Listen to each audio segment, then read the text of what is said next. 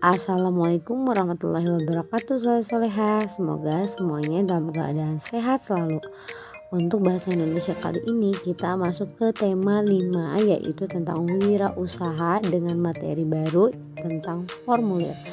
Simak penjelasan yang Ibu berikan, kemudian catat yang paling pentingnya dengan catatan yang rapih. Oke? Tahukah kamu apa itu formulir? Biasanya formulir ini digunakan saat ingin mendaftar sekolah atau lomba dan lain-lain. Kita diminta untuk mengisi formulir terlebih dahulu. Formulir adalah kertas yang berisi pertanyaan-pertanyaan yang harus diisi untuk tujuan tertentu. Biasanya tentang data diri kita. Nah, berikut jenis-jenis formulir. Ada formulir pendaftaran, formulir ujian, anggota, daftar riwayat hidup, wesel pos, dan lain-lain. Berikut adalah contoh formulir pendaftaran. Kalian bisa perhatikan dari bagian atas, formulir pendaftaran Lomba Cerdas Cermat ASEAN. Itu adalah judul. Kemudian identitas pendaftar yang terdiri dari nama lengkap, umur, kelas, alamat, kota, kode pos, nomor telepon, nama sekolah, alamat sekolah, nomor telepon sekolah, nomor kartu pelajar.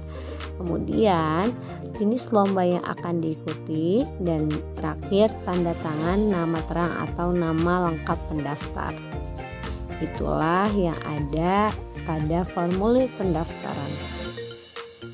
Lanjut, berikut adalah contoh formulir pendaftaran yang berikutnya.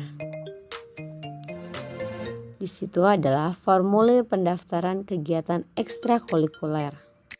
Kegiatan ekstrakurikuler ini biasanya kegiatan di luar jam pelajaran, seperti futsal, karya ilmiah, melukis, menggambar, dan lain-lain. Kalian bisa perhatikan di dalam formulir pendaftaran kegiatan ekstrakurikuler terdapat judul, kemudian identitas pendaftar, ada nama lengkap, umur, kelas, nomor induk siswa, kemudian jenis yang akan diikuti, ekskul apa, dan terakhir yaitu tanda tangan dan nama lengkap atau nama terang.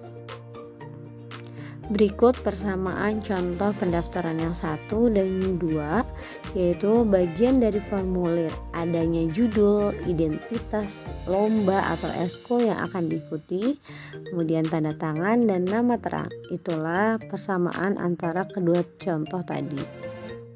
Sekarang perbedaan antara kedua contoh tadi, yaitu dari tujuannya. Tujuan formulir yang pertama mengikuti cerdas cermat, sementara tujuan formulir yang kedua mengikuti ekstrakurikuler. Itulah perbedaan dan persamaan antara pendaftaran yang 1 dan pendaftaran yang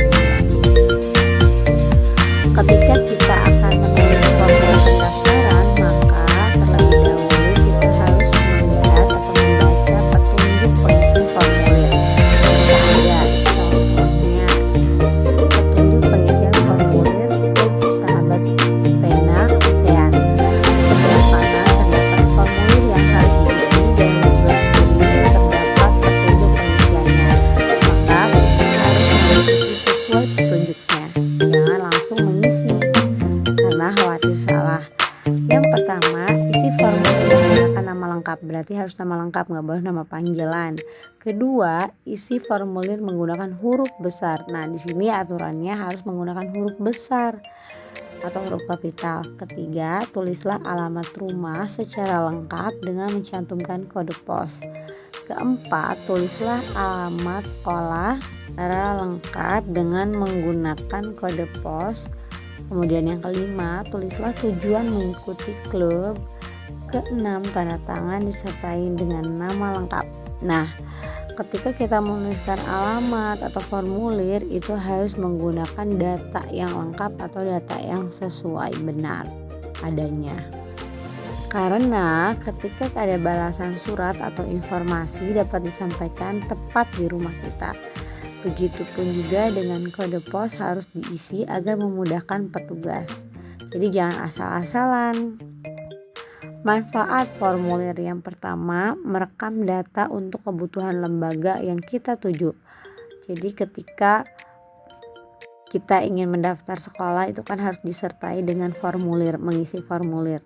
Nah, itu sebagai merekam data untuk kebutuhan sekolah. Ketika sekolah ingin suatu saat nanti ingin mengetahui data-data, jadi tidak perlu meminta kepada siswa lagi karena sebelumnya sudah ada data tersebut. Mengurangi kesalahpahaman antara kita dengan lembaga yang kita tuju. Jadi ketika ada kesalahan sudah ada buktinya gitu. Jadi tidak usah mengira-ngira ini yang betul atau nama lengkap yang betul. Ketiga, sebagai bentuk tanggung jawab atau kesungguhan untuk berhubungan dengan lembaga tersebut. Keempat, sebagai media informasi antara pendaftar dan lembaga. Itulah manfaat dari formulir. Baiklah anak-anakku, setelah kalian mengetahui tentang formulir dan bagian-bagian formulir, sekarang kita buka halaman 31. Kalian baca terlebih dahulu teks ilustrasi berikut dengan cermat yang di kotak warna kuning. Setelah itu isi formulir di bawah sesuai dengan ilustrasi tersebut. Kemudian kerjakan halaman 32, apa saja informasi penting yang perlu ditulis di formulir pendaftaran. Kemudian mengapa kita harus mengisi data-data formulir dengan lengkap. Ketiga, apa tujuan mengisi formulir pendaftaran. Keempat, kapankah kita menulis formulir pendaftaran. Ingat dikerjakan dengan teliti dan sesuai dengan perintah. Selain itu juga tulisannya harus rapi. Oke? Sekian dari Ibu, kurang lebihnya mohon maaf. Wabillahi taufiq wal hidayah. Wassalamualaikum warahmatullahi wabarakatuh.